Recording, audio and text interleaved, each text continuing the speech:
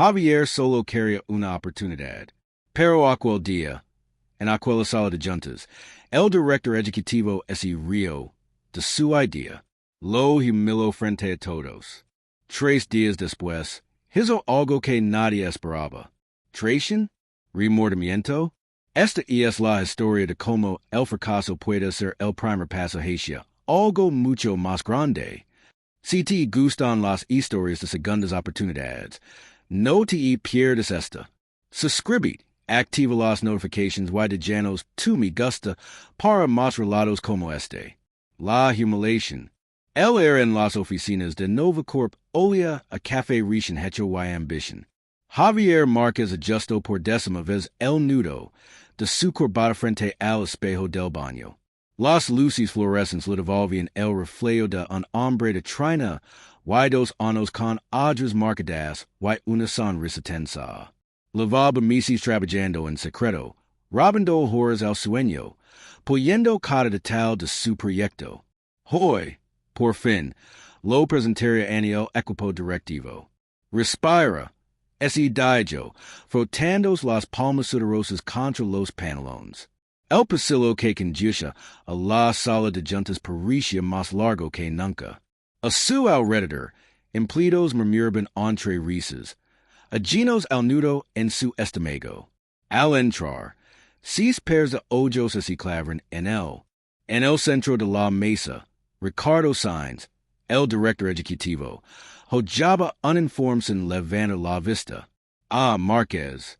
Justo a tiempo, dijo Ricardo, con ese tono que siempre sonaba a burla disfrazada de cortesía. Javier tragó saliva. Colocó su portal sobre la mesa y conectó el cable HDMI. La pantalla proyectó su presentación, Food Save, reduciendo el desperdicio con inteligencia colectiva. Señores, hoy les presento una solución scalable para un problema que nos afecta a todos. Comenzó, intentando que su voz no delatara los nervios. Los primeros minutos fueron prometedores. Hablo de cifras. Un tercio de la comida producida en el mundo se tira. De algoritmos que conectan supermercados con bancos de alimentos. De una app que cualquiera podría usar para donar excedentes. Vaya a cenar a 2 de los directores. Pero entonces, Ricardo soltó un suspiro exagerado y cruzó los brazos. Y el modelo de ingresos. Preguntó, arqueando una ceja. La monetización vendría de partnerships con cadenas de distribución y. ¿Partnerships? Lo interrumpió Ricardo, soltando una risa seca. ¿En serio crees que Carrefour o Mercadona moverían un dedo por esto? El silencio hizo pesado. Javier notó cómo los otros ejecutivos cambiaban de postura, siguiendo el humor del jefe. Con respeto, señor Saiz, los datos muestran que las marcas están adaptando. Datos. Corta Ricardo, golpeando la mesa con la palma de la mano. Esto es un estado de barrio, Márquez, no un negocio real. La carcajada que siguió resonó como un latigo. Uno de los vicepresidentes, un tipo calvo que siempre lavaba trajes demasiado ajustados. Anadio. Podríamos regalarle con la compra de una cafetera. Más risas. Javier sintió como el calor le subía por el cuello. Las palabras que había preparado se desarmaban en su boca. Intentó seguir, pero Ricardo ya había desviado la mirada hacia su teléfono. Sino inequívoca de que el asunto estaba cerrado. Gracias por el esfuerzo, dijo el director, sin levantar la vista. Nos vimos en la reunión de presupuestos. Al salir, Javier pasó junto al asistente de Ricardo, que lo lanzó una mirada entre compasiva y avergonzada. El viaje en ascensor, compartido con 2 becarios que hablaban de SUS planes para el fin de semana, fue una tortura. En su escritorio, apretó los puños hasta que los nudillos palidecieron. El monitor seguía abierto en el dashboard de Food Save.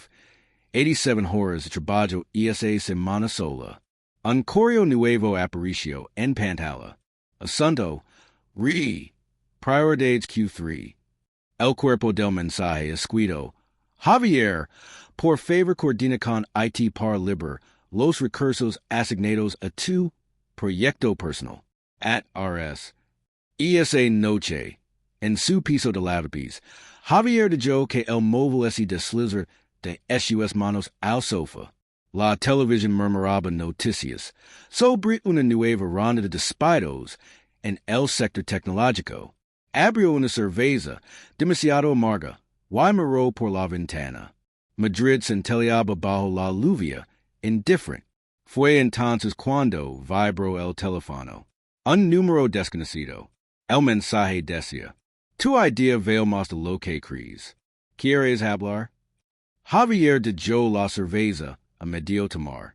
Alguien había visto lo mismo que él. Alguien que, quizá, no es rea. Pero antes de que pudiera responder, una segunda notification apareció. Un email de Ricardo. Asunto. Urgent. Confidential. El corazón le dio un vuelco. ¿Cómo sabía que? Dudo. A burló.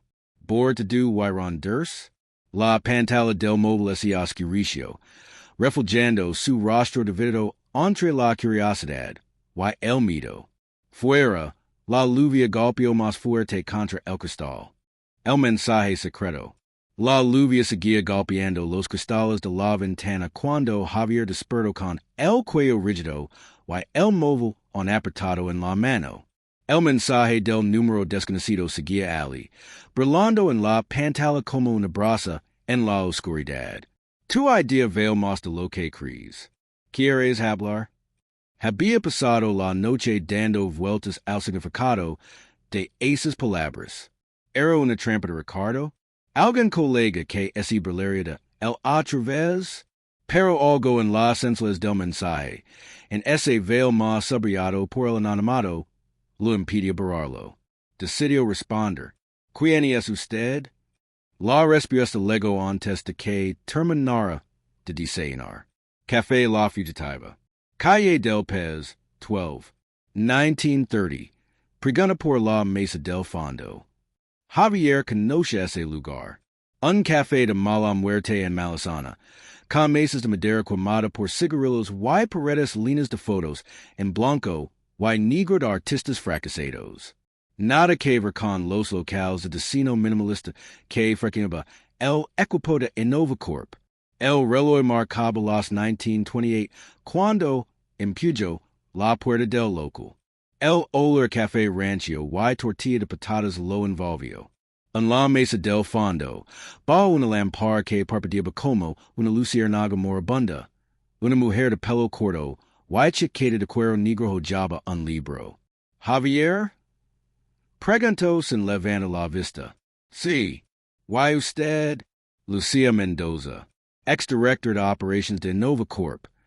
Cerró el libro con un golpe seco. El arte de la guerra, notó Javier. Lucía tenía la voz ronca de quien ha pasado años gritando en salas de juntas.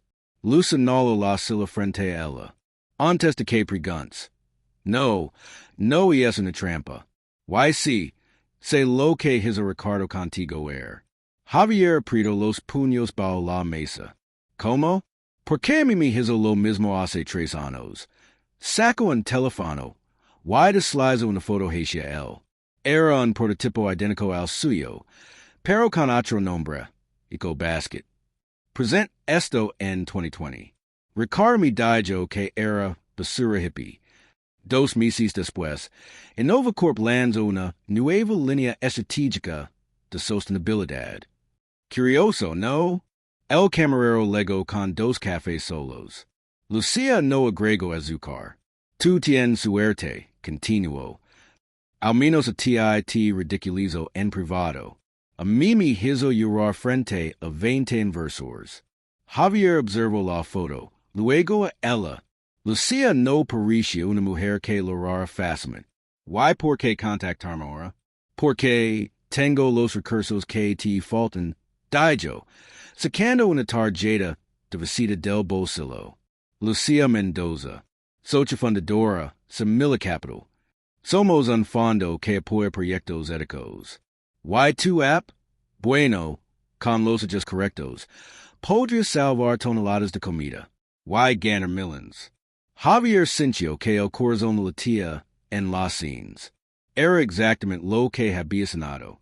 Pero Ricardo tiene un contrato de propiedad intelectual. Si desarrollo esto fuera de Nova Corp, mi demandera.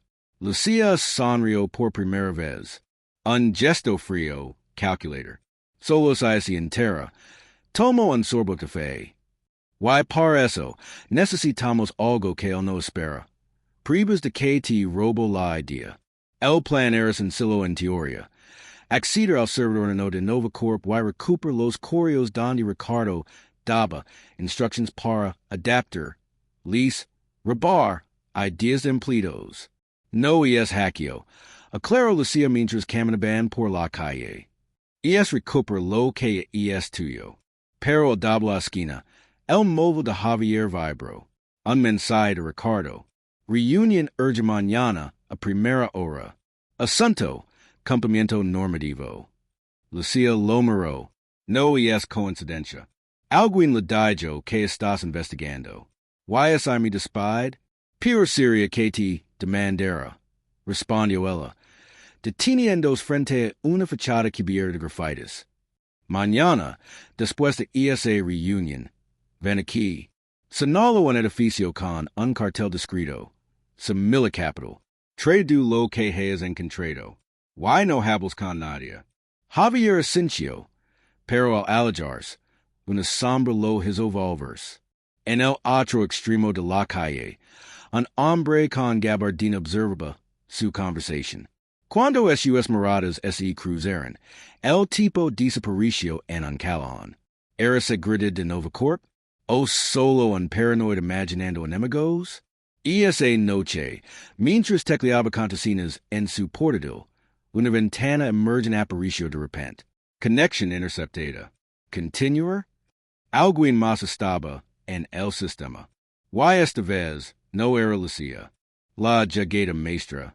La advertencia de connection interceptada parpadeaba en la pantalla como un semáforo en rojo. Javier contuvo la respiración. Un sudor frío le recorrió la espalda. ¿Había alguien dentro del sistema de Nova Corp vigilándolo? ¿O era solo un protocolo de seguridad automático? Con dedos temblorosos, desconectó el cable de red. Mejor continuar desde otro lugar. El reloj marcaba las 2:17 a.m. cuando salió de su apartamento, levando solo el portal y una chaqueta. La lluvia había cesado, pero el aire olía a asfalto mojado y electricidad estática. Camino 3 calles hasta un cybercave que nunca cerraba, uno de esos lugares con máquinas tragaperras en la entrada, y carteles de Wi-Fi gratis pegados con señal adhesiva. El empleado, un chico con el pelo teñido de azul, y ojos vidriosos por el cansancio, en secure levando la vista cuando Javier pagó su hora de conexión. Terminal al fondo murmuró, señalando con la barbilla hacia un rincón oscuro. Javier se sentó frente a una pantalla reda, y tecleó una nueva dirección IP. Lucia le había pasado las credentials de un antiguo empleado de IT que todavía tenía acceso remoto. No preguntes cómo las conseguí. Le había dicho con una sonrisa que no invitaba a discutir. Oficinas de Nova Corp, 3:42 a.m. Las cámaras de seguridad giraban lentamente en SUS supports, barriendo pasillos vacíos. La pantalla de Javier mostraba ahora el sistema de la empresa dividido en 4 ventanas, correos electrónicos, servidor de archivos, calendario de Ricardo Y, el premio gordo, la carpeta personal del CEO etiquetada como Estrategia Q4. Un clic, dos, tres, entro, docenas de subcarpetas aparecieron, pero una llamó su atención de inmediato. Proyectos descartados. Dentro, encontró exactamente lo que esperaba. Documento, foodsave_v1. Fecha de creación, March 14th, 2023, 3 días antes de su presentación. Autor, Resens. Javier abrió el archivo. Era su presentación, palabra por palabra, pero con el logo de Innovacorp en cada diapositiva. Adjunto, un correo de Ricardo al equipo legal. Prepara patente sobre esta estructura. Prioridad máxima. No informar al departamento de I+D. El corazón latia tan fuerte que temio que el chico del mostrador lo hiera. Aquí estaba la prueba irrefutable. Ricardo no solo lo había robado, sino que planeaba patentar su idea bajo su nombre. Descargó los archivos en una memoria USB. Justo cuando había desconectarse, una ventana de chat emergió en la esquina inferior derecha. Usuario, RS_admin. Mensaje, identificada intrusion en servidor principal. Rastreando IP. Javier Maldillo entre dientes. Alguien, el equipo de ciberseguridad, el mismísimo Ricardo, lo había descubierto. Tecleo a toda prisa. Lucia me han detectado. Necesito. La pantalla se volvió azul. Luego negra. No ahora.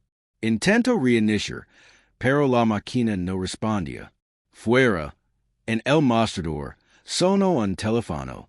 El empleado de pelo azul respondió con voz sonolienta. Sí, señor. Sí. He incline aquí ahora mismo. Description?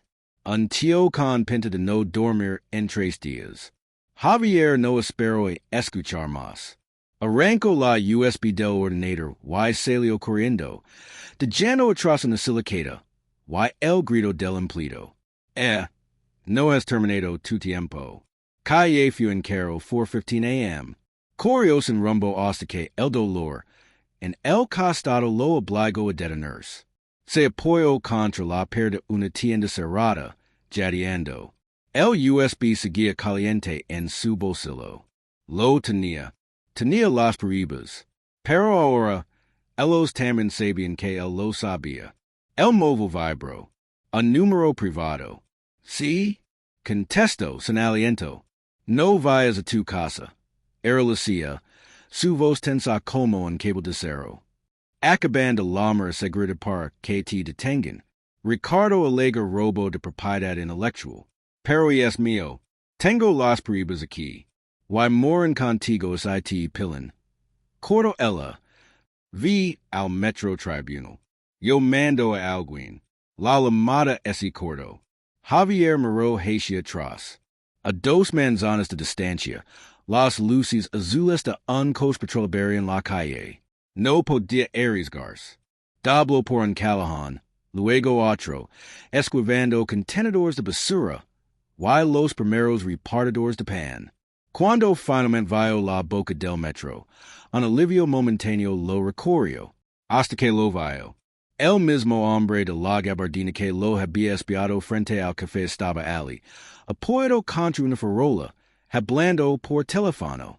Sus ojos se encontraron.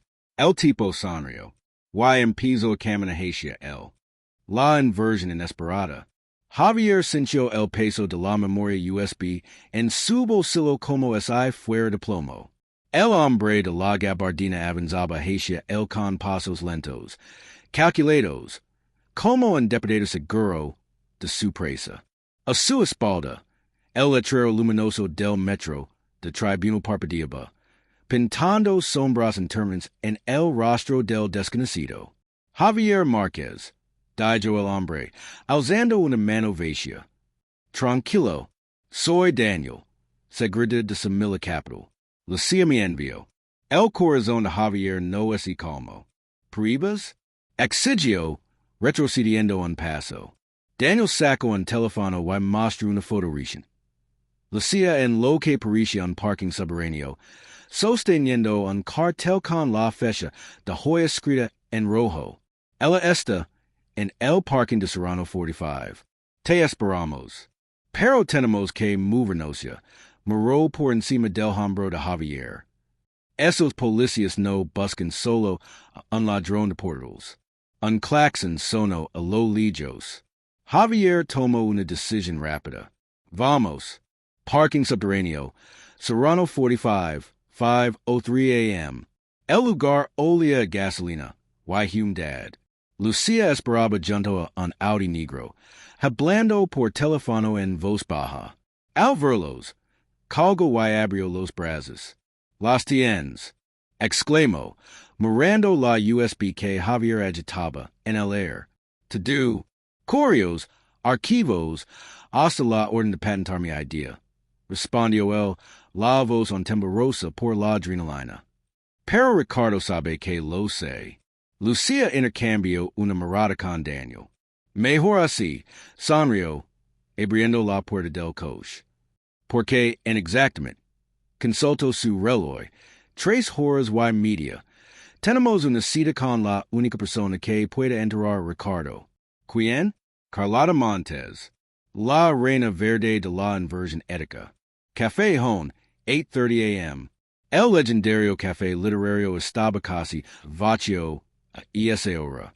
En una mesa junto a los ventanales, una mujer de unos 50 años, vestida con un traje pantalón verde esmeralda, hojaba el país mientras bebía un cortadú. Señora Montes, anunció Lucia. Carlota alzó la vista. Sus ojos, del color de la aceituna, escudriñaron a Javier de arriba abajo. Ah, el hero de la noche, dijo en un tono que no revelaba si era una burla o un cumplido. Scientate, cuéntame por qué debería meterme en una guerra con Ricardo Sainz. Javier colocó la USB sobre el mantel de lino. ¿Por qué esto no es una guerra? Y es justicia. Durante los siguientes 20 minutos, desgrano todo, el robo descarado, la humiliación en la sala de juntas, la juega nocturna. Carlota no interrumpió. Solo cuando mencionó las cifras potenciales de food save, 12 millones de toneladas de comidas salvadas anuales en la UE. SUSD2 golpearon ligeramente la mesa. Indrazani murmuró. Pero falta algo. ¿Qué? Preguntó Javier. Que Ricardo mismo lo admita. En ese momento, como si fuera una obra de teatro demasiado bien ensayada, la puerta del café se abrió de golpe. Ricardo Sainz entró como un vendedor, seguido por 2 abogados con maletines. Su mirada ardía de furia cuando se plano frente a su mesa. ¿Qué demonios crees que estás haciendo, Marquez? Escupió, ignorando a los demás. Robar propiedad intelectual? Difamar a tu CEO? Javier se levantó. Por primera vez en meses. No sintió miedo. No robo nada. Solo recuperó lo que era mío. Dijo, señalando la USB que ahora Carlota sostenía entre SUSD2. Como esta copia de tu correo donde ordenas patentar mi trabajo. El silencio que siguió fue tan denso que se podía cortar con cuchillo. Ricardo palideció. Miró a Carlota, luego a SUS abogados. Esto es un malentendido. Farfulo. No. Cortó Carlota, alzando una mano. Es un delito. Why una oportunidad. Saco un iPad. Why deslizo un documento hacia Ricardo. Firma esto. Renuncia a cualquier reclamo sobre food save. A cambio, evitas que esto lega el confidencial. Hizo una pausa dramática. Why conservas el 51% de Nova Corp? Ricardo leo el documento. SUS labios temblando. Why es I no firmo? Carlota sonrió, dulce como el veneno.